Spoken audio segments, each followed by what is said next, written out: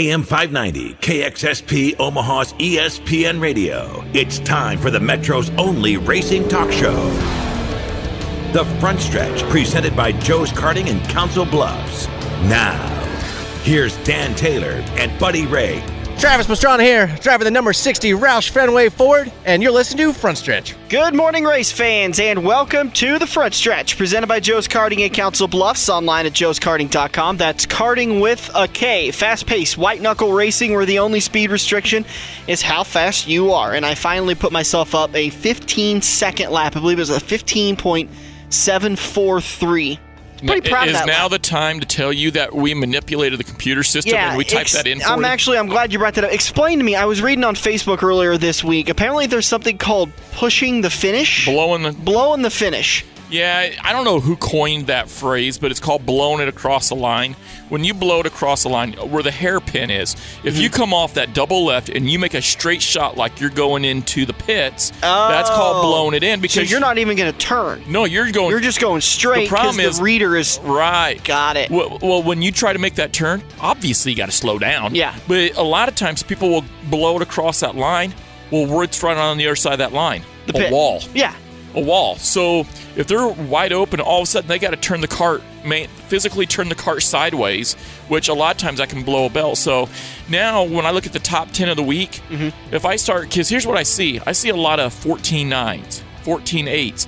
But remember, a race is 16 laps. Yeah. So if I start seeing 16.2, 16.3, 15.7, and all of a sudden that fifth lap is a 14.8 followed by a 17, well, what's that tell you? Is that a legitimate lap time, or is that blown it across? But isn't that just somebody taking advantage? I mean, you racers, and listen, I'm messing around with you a little bit here. Let's keep it safe, but you racers love to push the edge a little bit. Wouldn't you consider that just a canals area? No. We're trying to, within the spirit of racing, we want to show a legitimate lap time. Yeah. And I don't know if you've seen this on Facebook. Some of the people out there have actually thanked me for doing this. Now, when I'm running, tens of thousands of laps a month, I can't sit there and scrutinize every lap. Yeah. So I'm just going to take the top 10, and if it's a legit, it'll stay legit. But I mean, I've had people try to tell me that they've ran, high 13s, 14.1s just to find out they're turning 15.5, 16-second lap times, but they're blowing it across the line. I don't really want to push that. You guys doing any specials coming up in the next couple of weeks? Anything for Thanksgiving, family outings? You guys run some specials or stuff like that? Here's one for you. Oh, try this on. Here we go. So you're at the Racing with the Stars, right? Yeah. We had some Hooters girls there. Yeah. I figured you'd. So I'll just leave that. I'm back. I'll leave that statement alone. I'm back. So we had the Hooters girls there. We had quite a few people go over to Hooters after the Racing with the Stars. They were so impressed. From now on, here's the deal. You go inside Joe's. You buy a race. You race the race. There's 5 people, me, Nicole Lee, Heather Lee, Rich, my boss, and Kyle Smith, my other cashier. There's only 5 of us on the crew that can sell races. Bring your result sheet to us. We will autograph it with a pink pen. We'll put a gold holographic star. Yeah. Daily, anytime you take that result sheet over to Hooters, you now get 10% off of merchandise or food. Nice. So that's a 10% off your purchase over there. The Hooters right there in Council Bluffs. Right across the street. Can't miss it. It's reopened now. Corporate run by now, right? Corporate run.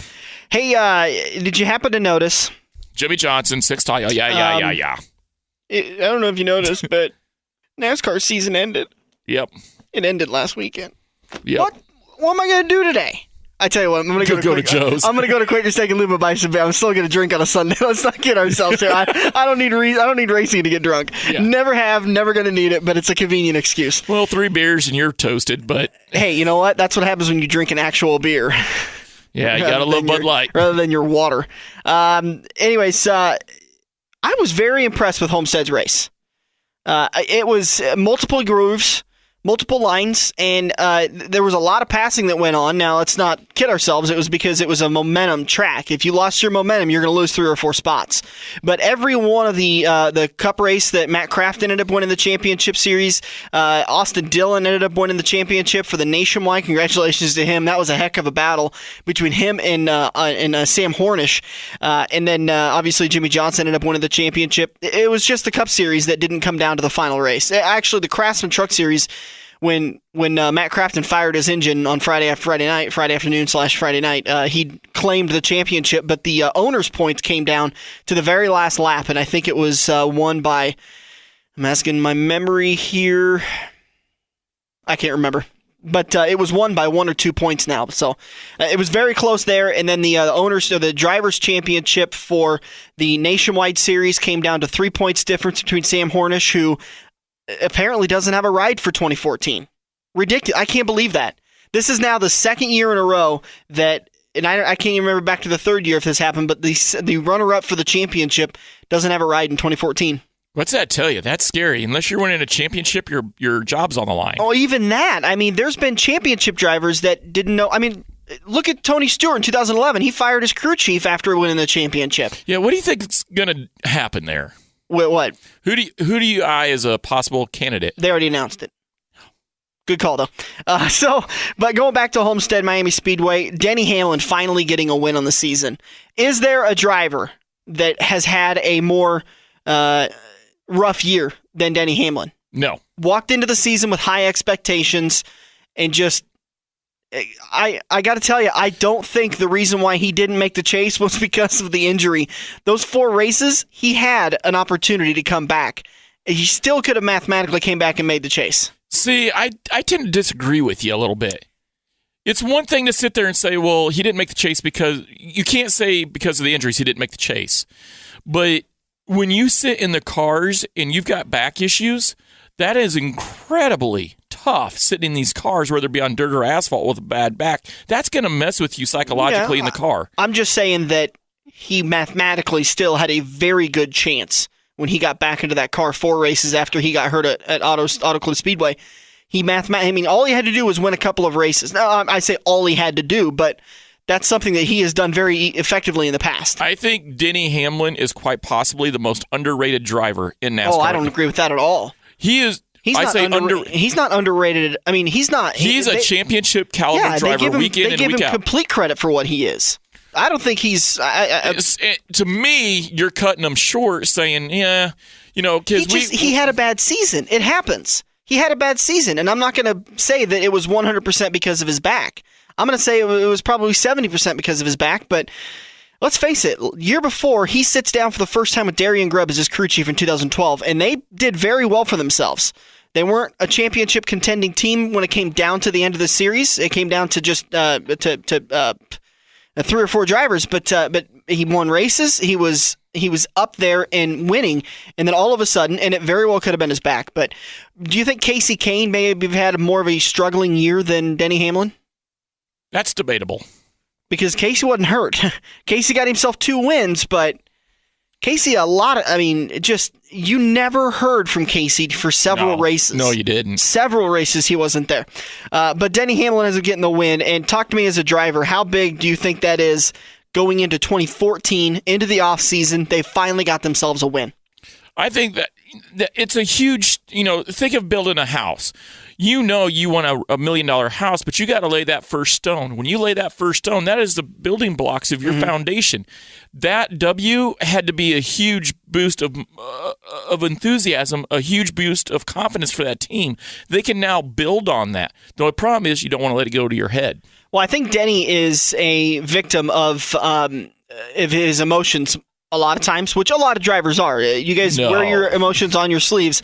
But I keep thinking back to that image that they always run as a promotional commercial for the chase when Denny pretty much lost the championship at Phoenix, 4 or 5 years ago, to Jimmy Johnson.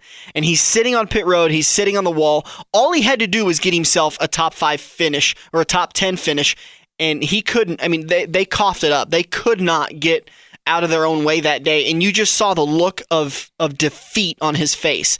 And I think this win he got last Sunday at Homestead is going to pole vault him to having a much better 2014. And hopefully he takes the time this offseason, which is only 2 months-ish.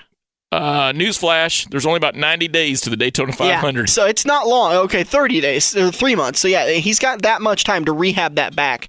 But your top 5 at At Homestead, Denny Hamlin, Matt Kenseth, Dale Earnhardt Jr., Martin Truex Jr., Clint Boyer, Brad Keselowski, Kyle Busch, Joey Logano, Jimmy Johnson, and Kevin Harvick round out your top 10. I want to talk about Martin Truex Jr.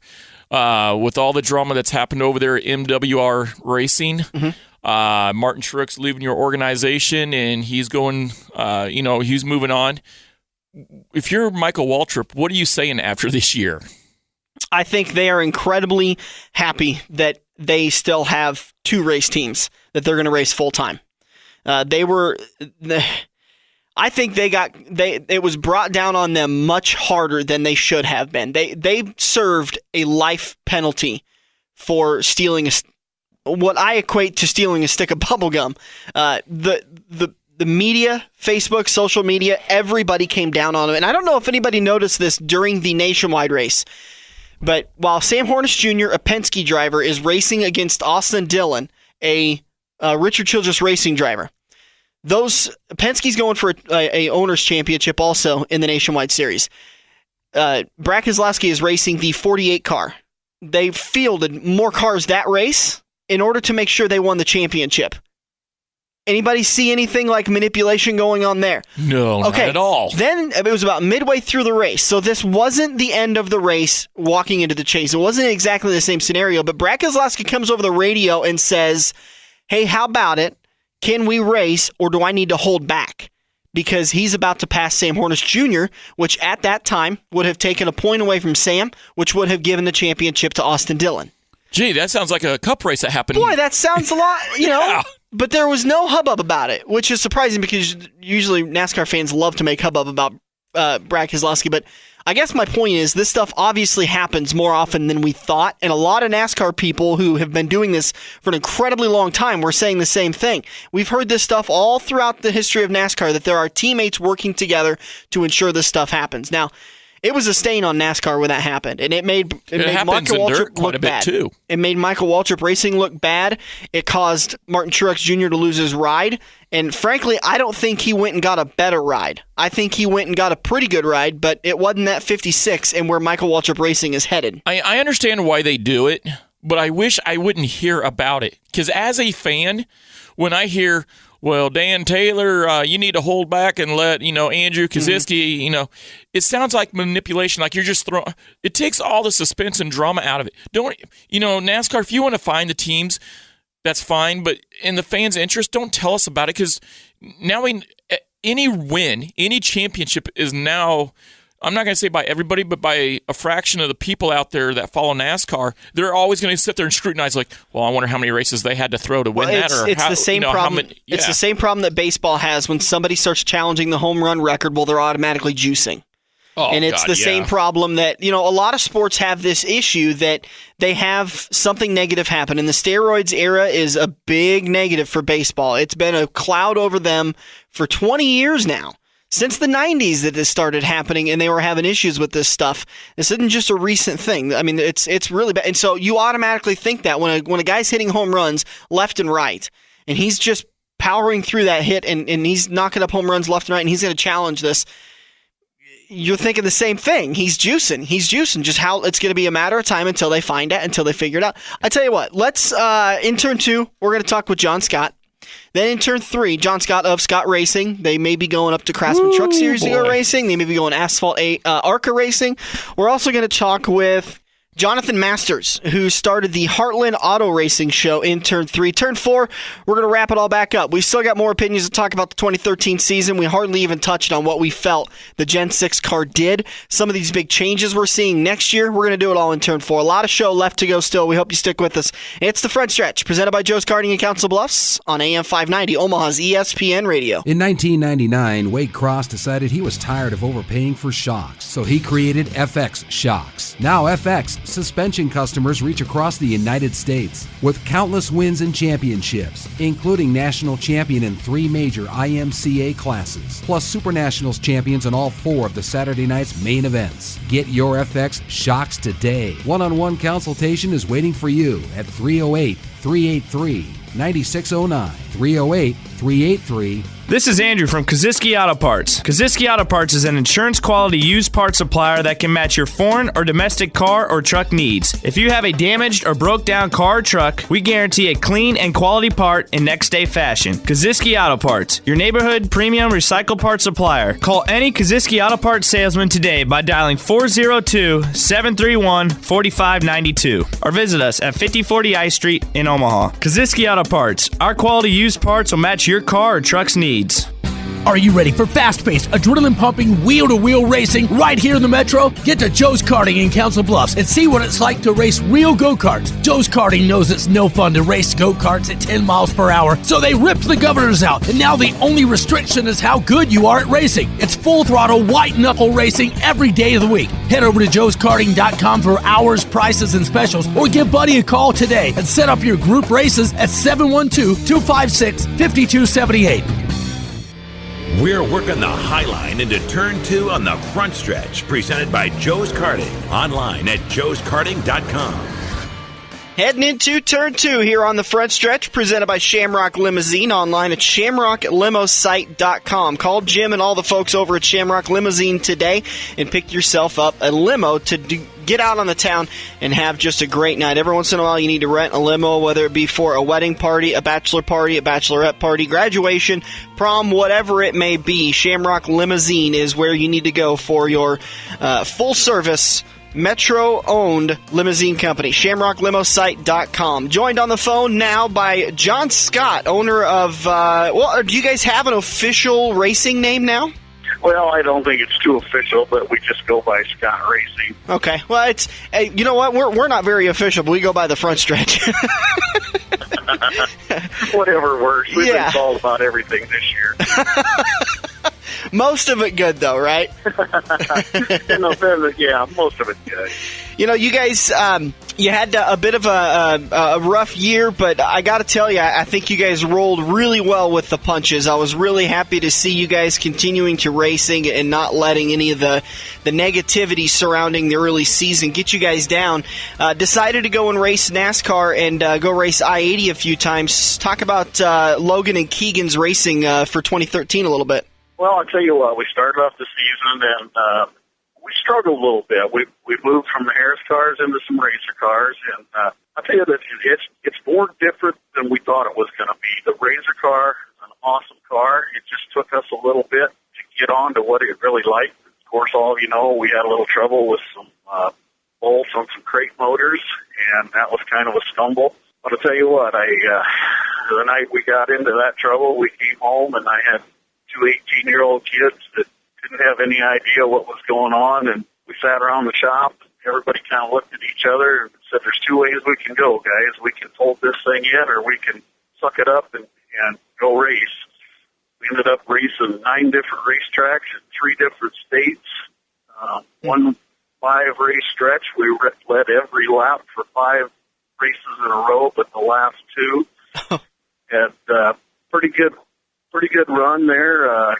Keegan won up at 2 Center, run with a bunch of USRA cars. We ran I-80. We led 2 weeks in a row every lap, but the last lap, Logan broke a tie rod bolt with 1 lap to go coming off of turn 2. And next week we lost it on a last lap run by Tony Ross, which is no slouch by any means. Right. So, raced with a lot of really good racers. I tell you, the boys learned a lot.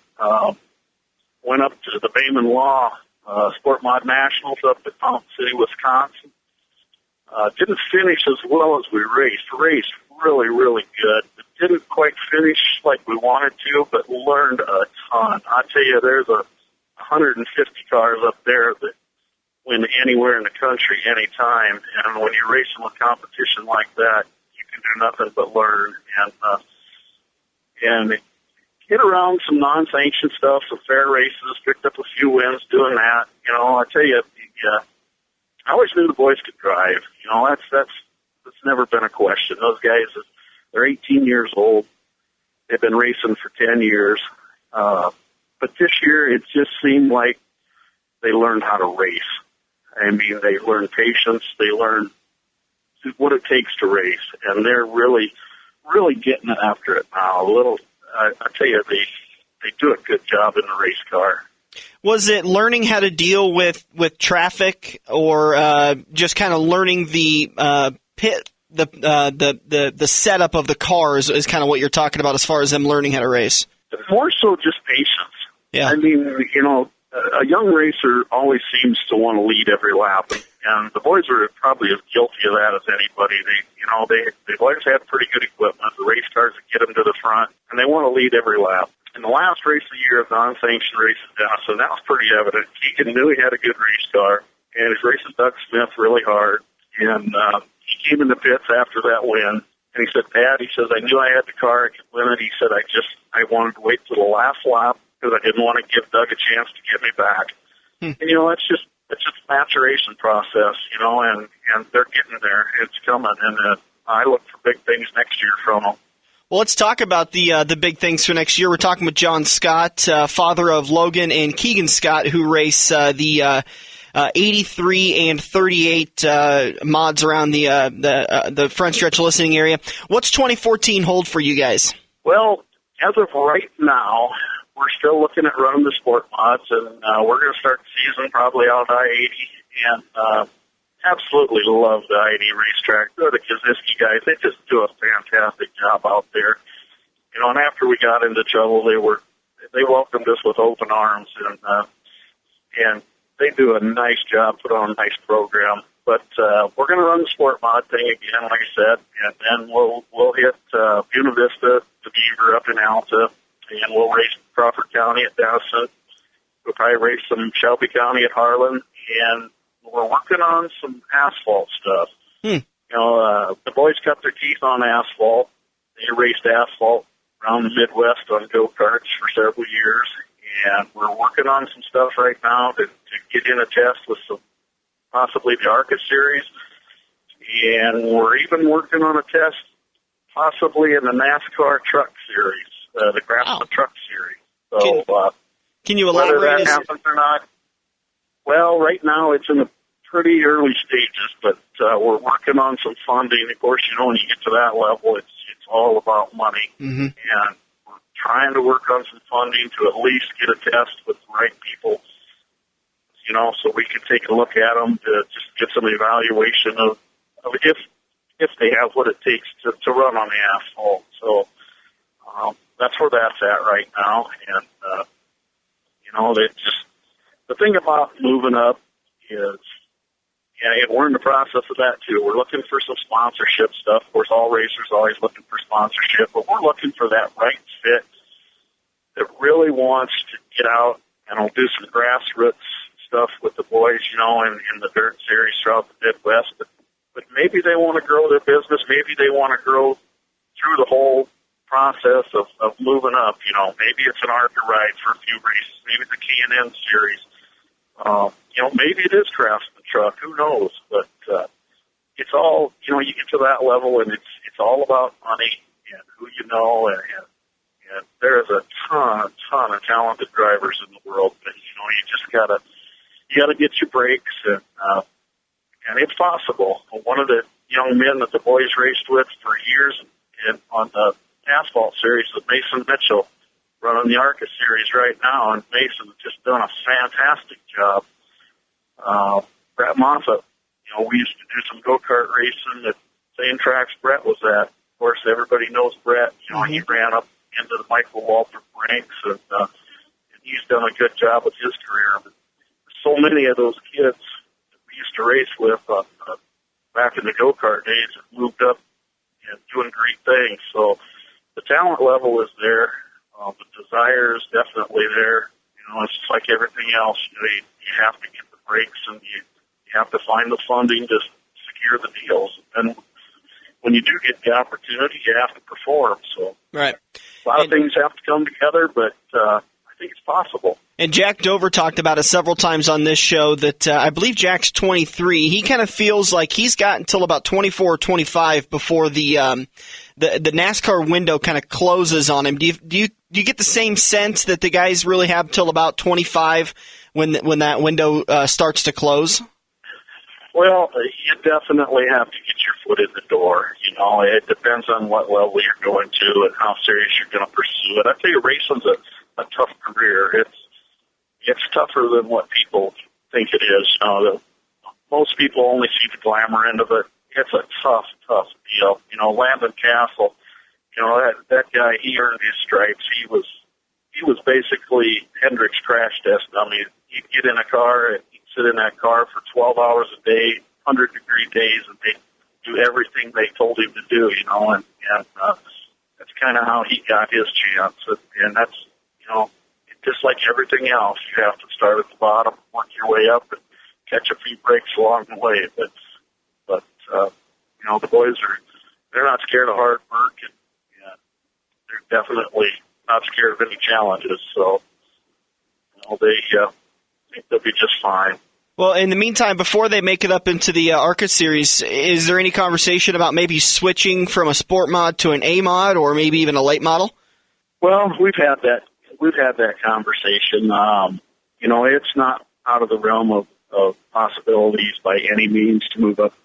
It would probably be the A mod right now, but as of right now, we're working on motor packages for next year in the sport mod, and we're kind of looking at that. So, kind of sitting there waiting to see if there's any rule changes coming out. You know, there's a pretty good possibility we probably won't be running crate motors next year. We'll probably run an open motor if we do come back in the sport mod, but that's kind of where we're at right now anyway. John, if there's a sponsor out there that is interested in backing the Scott brothers in their quest for making it up into the big time, how do they get a hold of you guys? Well, I tell you what, the best thing would be just to call me. I mean, I can give my cell phone if you want it. That would be easy. Otherwise, anybody around the Old Isle area knows us. Buddy Ray knows us. You know us. Mm-hmm. Crawford County Speedway.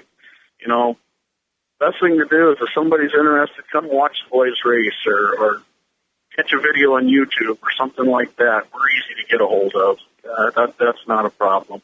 And easy guys to talk to. John, I got to give you my personal thanks. You've been you're an easy guy to talk to, a nice guy to talk to, and you are a big reason why Crawford County has had the success that it's had. So from the announcer and a fan of Crawford County, thank you for everything you did there, getting it started in 2012 and keeping it going in 2013. Well, I'll tell you what, Crawford County, we've done some renovations on the track. We had the last race last year on the new configuration. It was a little rough, but it's going to be better now. That track is going to be very suitable for racing. We're going to add the 305 race savers this year, sprint cars. That's going to be neat. It's going to be a really neat program up there on Friday nights. And I'll tell you what, the track it's going to be faster, but it's going to be better racing.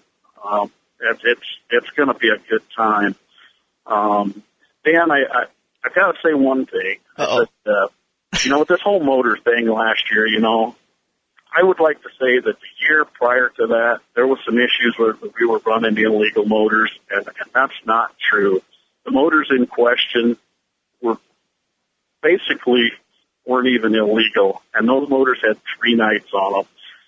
And I just wanted to put everybody's mind at rest that we're not blatant cheaters. We never were. We never were, and we don't race that way. The boys are clean race drivers, and that's not how we roll. And you know, there's a lot of that story that, you know, probably never be told, and it's probably best that it doesn't get told. With water under the bridge, we're going to put it behind us, and we're going to move on. So in the long run, it's made us better racers. We've learned a lot, learned who to trust, who not to trust, and we'll move on from here. Well, the haters are always going to hate, and that's an unfortunate thing, and with social media, they've got a louder voice. But the smart people that actually have the guts to get on and talk to you guys, I believe you when you tell me that this wasn't an intent to cheat. It was just one of those bad circumstances, because I know you, from talking to you offside of the radio station and before I even joined the front stretch, I know you and I know your boys, and you guys are good people, and the people who know you, those are the people who believe you, and to be honest with you, those are the people that really should only matter. Well, I appreciate that, Dan. I tell you what, you guys put on a good radio show, and you do a lot to promote racing around the Midwest, and it still goes back to grassroots racing is still a key. No matter what level you end up at some point in time, you're going to come through the ranks of the grassroots racing, the Midwest weekend Saturday night racing, and I'll tell you what, there's nothing like it. It's still where it all starts. Absolutely. John, thanks so much for your time. Best of luck to you and your boys, Logan and Keegan, in 2014. Man, we're just around the corner, aren't we? It slips away in a hurry, doesn't it? All right, have a great holiday season, and we'll catch up with you before the kickoff of 2014 and see how things are going with you guys. Sounds good. Thank you. That was John Scott, we kind of called it at the beginning. He's the owner of Scott Racing, father of Logan and Keegan Scott, who raced Crawford County last year, battled for the track championship, and then he kind of talked about it. Had that engine issue early in the season, was banned from IMCA competition for one full year, and he went over and raced NASCAR. His boys went over and raced NASCAR, raced at I-80 and around the track. And they're great kids. They're well thought out, well spoken, smart guys that I never see them having a bad headline in their career. And I tell you, that would be really, really cool to see them turning laps in an ARCA or a Craftsman Truck Series truck at Iowa Speedway or even Kansas Speedway. That'd be absolutely fantastic. Listen, just around the corner, Bud's going to get back in the studio, and we're going to keep this baby rolling. We'll be right back here on the Front Stretch. Bring the hottest gift to the gift exchange by bringing a gift card to Quaker Steak and Lube. Now through December 25th, for every $25 gift card purchase to the Lube, score a $5 bonus card free. Give the gift of Lube Lube and the Best Wings USA with gift cards to the Lube. Now through December 25th, every $25 card purchase gets you a $5 bonus card free. Treat yourself and your friends this holiday season and grab your gift cards to Quaker Steak and Lube, 3220 Mid-America Drive in Council Bluffs. More info at thelube.com. Are you ready for fast-paced, adrenaline-pumping, wheel-to-wheel racing right here in the Metro? Get to Joe's Karting in Council Bluffs and see what it's like to race real go-karts. Joe's Karting knows it's no fun to race go-karts at 10 miles per hour, so they ripped the governors out, and now the only restriction is how good you are at racing. It's full-throttle, white-knuckle racing every day of the week. Head over to joeskarting.com for hours, prices, and specials, or give Buddy a call today and set up your group races at 712-256-5278. Time to grab another tear-off and make your move.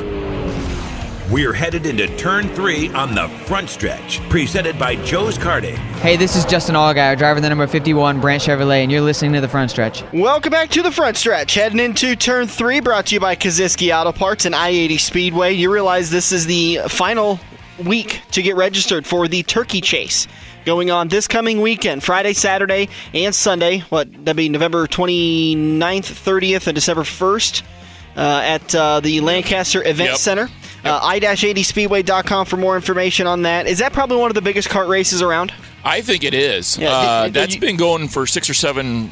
Now, they call it the Turkey Chase, but they won't let me in. They said it's a Turkey Chase, not let the turkeys chase us. What did you race in last year? I didn't race it. Well, no, you raced in something where somebody put you in their cart. And that was Hunter Weber's. No, it was close. I spun off turn 2, and I waved as a field went by. That was Hunter Weber's Relay for Life out at Mini E. So the Turkey Chase going on this weekend. This coming weekend. Obviously, this weekend's about ready to wrap up. But let's talk with Jonathan Masters. He is the creator of the Heartland Auto Racing Show. Bud, you went to it last weekend in Des Moines on Saturday. Jonathan, thanks so much for joining us. Absolutely, I appreciate it. No, we're glad to talk to people like you that are doing their part to try to help promote dirt racing. Can you talk about how you got the Heartland Auto Racing Show started? Basically, I was a member of the group that did the IMIS show in Indianapolis for the last 4 to 5 years. Following its purchase by SEMA, I was looking for something else in the field of trade shows. I had this idea actually pitched to me many years ago by a good friend of mine, Bobby Penny, who is also one of the co-promoters of the Heartland Auto Racing Show. He is out of Kansas City. He has been telling us for years that there was just a good place, a good market open out there for something that was a nice first-class trade show that wasn't a swap meet, wasn't something you did in a fairground or a barnyard or something that was just good for the whole area. And so we talked a little bit at the beginning of this year, and from there we moved forward around May time making the announcements, and here we are. These things are incredibly difficult to put on. As a part of my real life job, I do have to put on some of these things every once in a while. These things are massive headaches to put on. Am I wrong? It is a lot of work. There's a lot of different components that go into putting it on, but I enjoy it. I mean, it's what I like doing. If I didn't like it, we wouldn't have continued down this path. But it's something where basically you're putting on a place where people that I've grown up with. I'm growing up in the racing industry. I grew up with all those manufacturers and stuff, and I like to be able to bring them all together and give them a good place to do business. This was the first year you did it, and are you going to do it on an annual basis? Try to do a couple of them during a year span? It was the first year this year. Right now, it's going to be an annual event. We went ahead and announced our dates for next year. They're going to be the 21st and 22nd, I believe, of November next year. We're going to push it forward a week. I know that the IMCA Duel in the Desert was pushed forward a week, so we went ahead and moved forward a week as well. That way we wouldn't conflict with them. But we're going to move it a little bit next year. We're going to be a Saturday and a Friday-Saturday instead of a Saturday-Sunday. But here on out, it will be an annual event there in Des Moines. This year's attendance, I was there. We had talked briefly, I believe, on it was Saturday that we talked. One thing I've noticed, and I've been to trade shows and swap meets and all that, and like you said, John, you'd seen a lot of barnyard type deals, a lot of state fairground type deals. This is really, really professional. But what was the overall consensus from all the vendors and the racers that you talked to? Did everybody seem to enjoy it pretty much? Absolutely. I talked to a lot of vendors. I mean, we had a lot of people coming from pretty far away. I mean, we had people from as far as California and as far away as North Carolina, but then we also had them from as close as right down the road there in Des Moines. But most of them, if not all of them, were thrilled with it. We actually had a lot of them renew and register for next year right there on our show floor. So by the vast majority, I believe the vendors were all very pleased with the show. I talked to a couple of attendees. We did some surveys with them as well, and I think a lot of them really appreciated somebody putting forth the effort and taking the time to bring all those people there. That way it saves them the travel of having to go to one of the national shows or from there on out. I think it's going to be something that they put on their calendar every year. Now, can you talk numbers as to how many vendors you had there? What was the crowd count like? Do you have those numbers in yet? In terms of the crowd count, I think we were right around our mark, which we were aiming for over 2,000 attendees, and I think we hit right around that mark for this year. For vendors, we had over 100 racing companies represented, and I think somewhere between 180 and 200 booth spaces. And like I said, I think in terms of attendees, we had over 10 states represented, and for vendors, I think we had over 20 states represented with vendors from each of those states. If somebody wants to make, and speaking from experience, after going to this trade show, I'm telling you guys, if you want to go, if you want to learn stuff, I've been racing 20 years. 2014 will be my 21st year behind the wheel. With that being said, I learned a lot at the Heartland Racing Expo. The one booth that comes to mind, two of them, Bassett and DRP Coatings, they taught me a lot. This is not where, in my opinion, this is not where you go to necessarily buy something on the spot. This is where you go to a Razor chassis, a DRP Coatings, a Bassett wheels. You go into those booths and they educate you on the products that you put on your car. It's one thing to say, well, Mr. Masters, I use Bassett wheels on my car. Well, why do you use Bassett wheels? And you're like, well, I don't know, because they're $50 a piece. Well, now you go to Bassett Wheels, and they teach you the construction. And that's what Jonathan's doing with his Heartland Racing show. And as a racer, Jonathan, I got to say thank you for doing this, because somebody needed to step up and put it together. With that being said, guys, if you want to do something, get with the show. Jonathan, do you have a website for this? Yes, our website is www.heartlandautoracing.com. We're just now getting it revamped for 2014. All of our 2014 information should be up by early next week. Some of it might already be on there, but that is going to be the primary spot. You can also check us out on Facebook. I know we've had some sneak peeks of next year's floor plan and things like that already up on there. Is there any plans to make a second date? Maybe if next year's November show does well, then maybe you'll start doing this twice a year? No, for a show of this type, you can only really get these vendors to come to the same area once. With multiple dates, that's more of a deal like you'd have at a swap meet or something like that. They can do multiple dates, but for these first class shows, that's direct vendor to buyer type deals. That one time is about all you can do it per area per year. Jonathan Masters, the creator and I guess for lack of a better word, putter-oner of the. It's been a long day, guys. I'm really sorry. Of the Heartland Auto Racing Show. That is the website, heartlandautoracing.com. Looks like your guys' dates for next year, November 21st and 22nd at the Iowa Event Center in Des Moines, Iowa. Jonathan, thanks so much for joining us today, and have a great weekend. Absolutely. It's been a pleasure. Have a good one. Bye. Oh, man. Can we take a break? I know. I'm going to take a break. We'll wrap it up in turn 4. We'll be right back on the front stretch. This week's Legend of Tomorrow is 12-year-old Mandy, the cool chick, from DeSoto, Kansas. Mandy has been racing for 5 years and has racked up numerous accomplishments, along with being no stranger to victory lane. Mandy has even set the track record for fastest time in the country at the Grand Nationals in 2010. This year, Mandy spent her racing in the USAC Generations Next National Tour for quarter midgets. She finished second in the Western World Championship by claiming 11 wins in the final 12 races. Mandy is excited for 2014 as she plans to return to the USAC Generation Next Series and plans to transition to a USRA B-Mod and a Pass Pro late model for asphalt racing. Keep up with Mandy the Cool Chick on her Facebook page at facebook.com/Mandy the Cool Chick. And make sure to keep your eye out for Mandy Chick. She's this week's Legend of Tomorrow on the front stretch.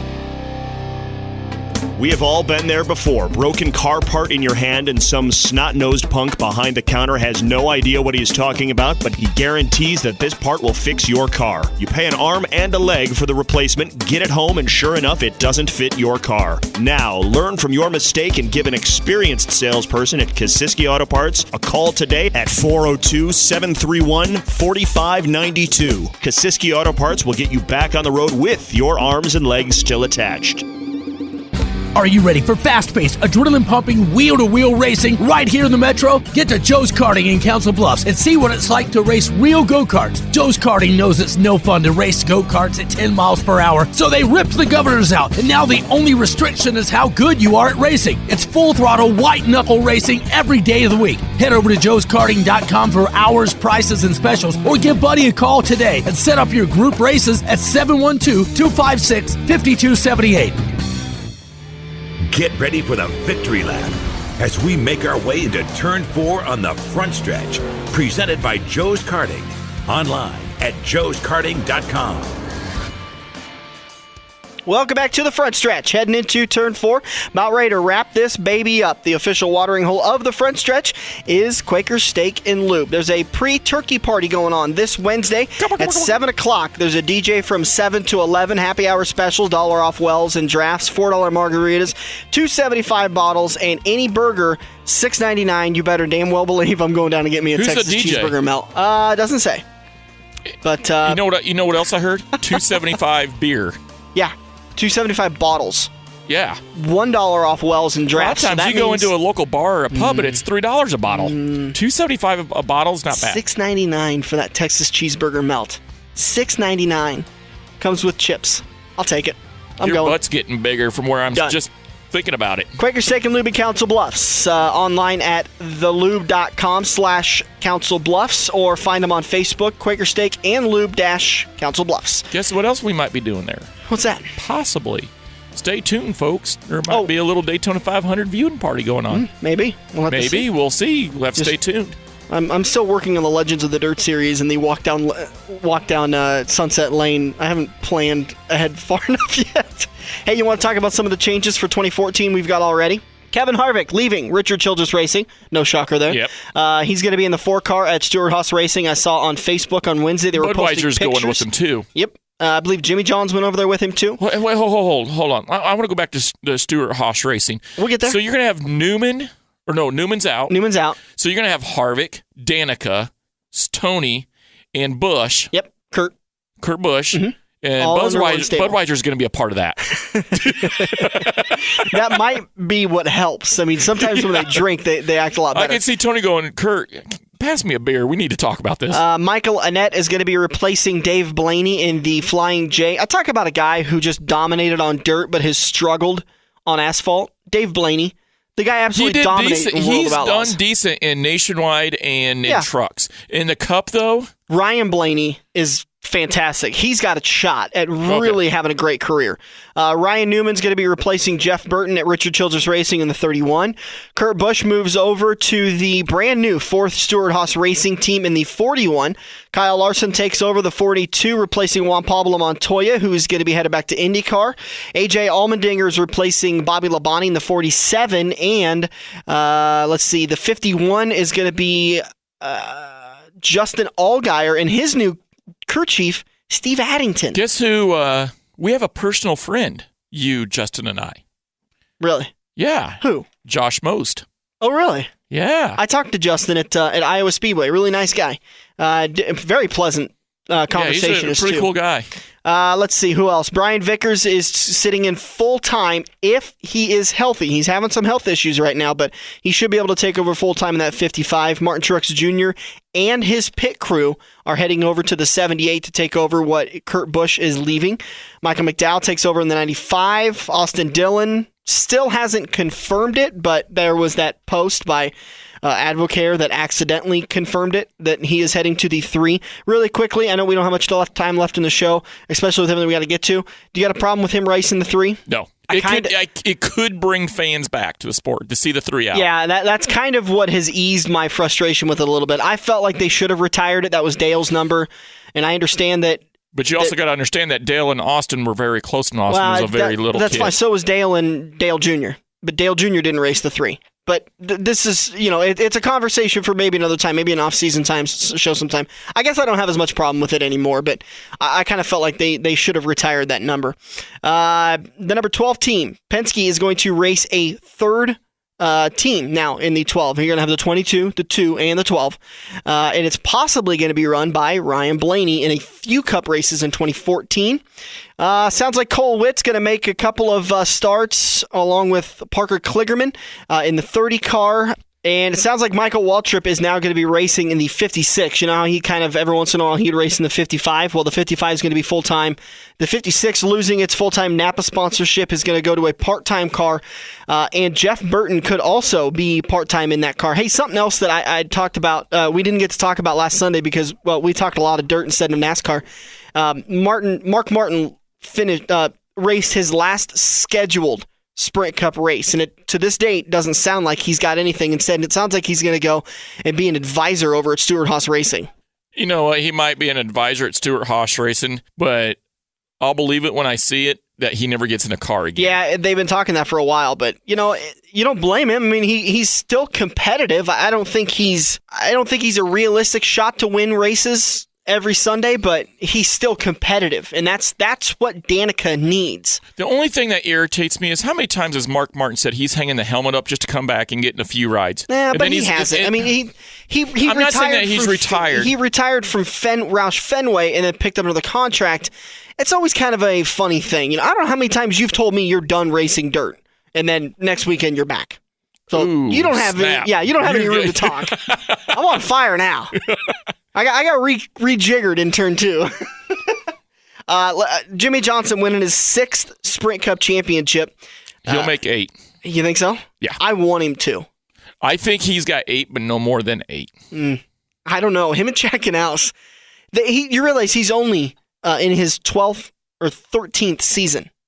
Jeff Gordon just finished his 20th. That means Jimmy Johnson has won a championship 50% of the time that he's been racing. Yeah. That's scary. Yeah. That is scary. But how old is he? Well, that's a question I don't know the answer to. Because he ain't much younger than Jeff Gordon. Yeah, he is.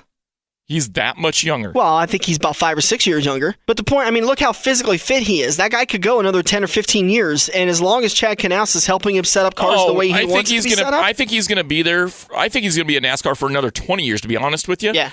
But when it comes to championships, I only see 8. I think he has a rare possibility of actually being competitive 10 years from now, where most drivers are on their way down. They're slowing down a little bit. Their reaction time is slowed down a little bit. Their fortitude to stick the car where it probably shouldn't go. Look at how many times anyways. You're Jimmy Johnson. You've got 6 championships now. You know that you got the Intimidator and the King sitting at 7. How much more motivated are you now to go for that 7th and 8th championship? I honestly don't think he's any more motivated than he was the day he sat down in a car. You don't think it's phased him at all? No, that's because he is the most motivated driver out there. Easily the most motivated driver. That guy, when you tell him no, he's going to do it, and it's scary. It is downright scary. Let's talk about 2013 this season, the Gen 6. Give me your because you're a pretty big critic of NASCAR. You've had your spells with displeasure of them, of the series. Give me your thoughts on 2013. I think it's been a pretty good season. The Gen 6, I didn't know what to expect, but you got to be fair. Early in the season, the new cars coming out. I actually think some of the racing this year was a little bit better. I'm not saying all the racing was better, but you're not a fan of the super speedway. I am. We've talked about this on and off the air. I saw a good-looking Gen 6 car at Talladega. I saw a good-looking, not at Daytona, not at the 500. The 500, yeah. The 400, it was much better. The 400 was much better. I like the cars are a little bit looser. It puts some of the driving back in the crew's hands.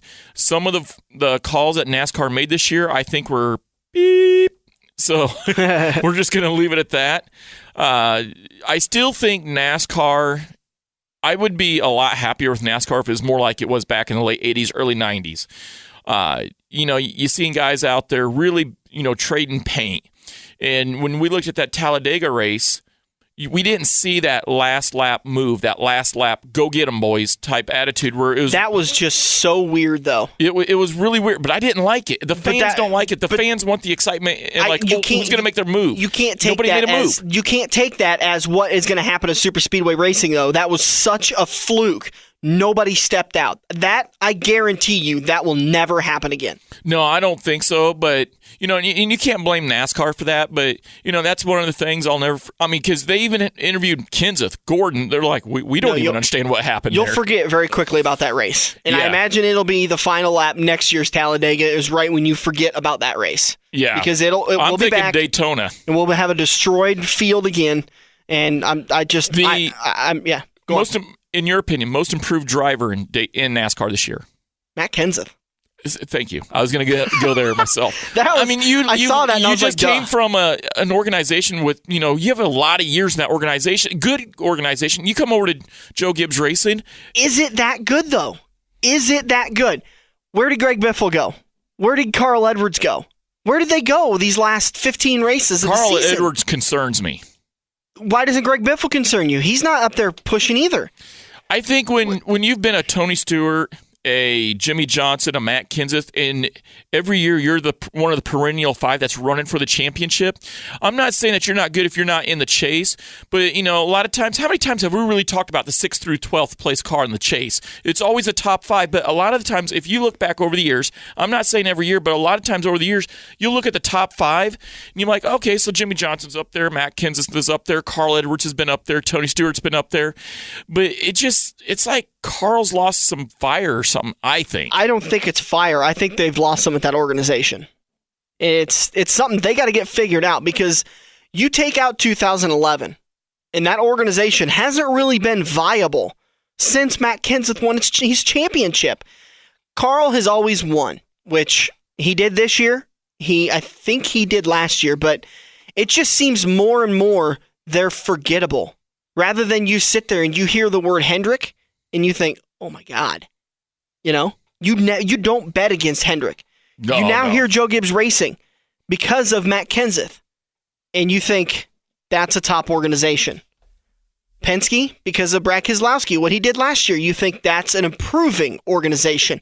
I don't put Roush Fenway in a great organization or an improving organization. I put them in a stagnant organization. They have sat still while the rest of the competition has improved. That's a fair assessment. Thoughts on 2014 before we wrap up the show? Are you excited about it? I'm excited about it, but I'm ready to kind of take a break from NASCAR. We got this awesome Legends of the Dirt. I'm excited about that. In case, you know what? Wait until somebody, Ed Sanger, Doug Wolfgang, Freddie Smith, John Anderson, Kenny Schrader. We'll talk to him again. Steve Kinzer, is he one of the winningest? Oh yeah, 20 yearly national titles. Yeah. Jeff Purvis, and we're efforting Bill Martin. I'm not going to guarantee him. He's scheduled for next weekend. I didn't have any luck getting a hold of him this week. I'm going to keep trying next weekend. Keep track of our Facebook page, and we'll let you know. We've already got Ed Sanger. We've already got Johnny Sadoff, Gary Webb, and Doug Wolfgang interviewed. Doug was awesome. Doug wouldn't stop talking. I think my favorite one though was Sadoff. Yeah, he was very personable, very conversational, easy to listen to, but they're all great. I mean, if you grew up watching these guys, then you got to tune in and listen to them. Become a fan of the Facebook page. Post your question to your legend. 2 free races at Joe's Karting at Council Bluffs. Yep. If we pick your question. So I think I don't know what's going on with the Facebook page, but people have been able to post. I posted on there earlier this week. Just give me your questions. I know our likes are gaining. Yeah. Thank you for that, by the way. It's not because people are listening to us. One last question. You know what? Let's just end it. We've gone a little bit too long today. Guys, thank you so much for joining us on the front stretch each and every week of the regular season. We want to make sure and say thank you to all of our great sponsors who help us bring the front stretch. First and foremost, Joe's Karting at Council Bluffs. They're the reason why we get to do this show. They pony up the big money to pay for the show and to get us on the air every single weekend. Quaker Steak and Lube. Help me out with some of the sponsors. I-80 Speedway, Kaziski Auto Parts, Auto Transmatic, Eagle Raceway, FX Shocks, Shamrock Limousine, Kansas Speedway, and then Iowa Speedway. Iowa Speedway was never a sponsor, but they helped us out with getting us material for the show and really kind of making the show sound next level. Not only that, but for all the listeners out there, whether you be a driver or a crew member, especially me. I mean, Dane, you're kind of, when you're not at Crawford County, sometimes you can be hard to get a hold of with your job and whatnot. Me, I don't quit talking. Everybody knows that, so I'm pretty easily accessible. That's why I don't answer the phone sometimes. Yeah, I figured. I've only got 20 minutes. I can't take your phone call back. Yeah. So, get a hold of me on Facebook. Yeah, thank you to everybody who listens to the show. People said that we couldn't do it and that it wouldn't be viable, and I think just in the third year, we've done it. Yeah. I think we've made it a very viable show. Legends of the Dirt Series next weekend. Bill Martin, join us all weekend, all year long until the Daytona 500. We're going to have some great guests. Thanks so much for joining us on the front stretch, presented by Joe's Karting on AM 590, Omaha's ESPN Radio. In 1999, Wade Cross decided he was tired of overpaying for shocks, so he created FX Shocks. Now FX suspension customers reach across the United States with countless wins and championships, including national champion in 3 major IMCA classes, plus Super Nationals champions in all 4 of the Saturday night's main events. Get your FX Shocks today. One-on-one consultation is waiting for you at 308-383. Are you ready for fast-paced, adrenaline-pumping, wheel-to-wheel racing right here in the Metro? Get to Joe's Karting in Council Bluffs and see what it's like to race real go-karts. Joe's Karting knows it's no fun to race go-karts at 10 miles per hour, so they ripped the governors out, and now the only restriction is how good you are at racing. It's full-throttle, white-knuckle racing every day of the week. Head over to joeskarting.com for hours, prices, and specials, or give Buddy a call today and set up your group races at 712-256-5278.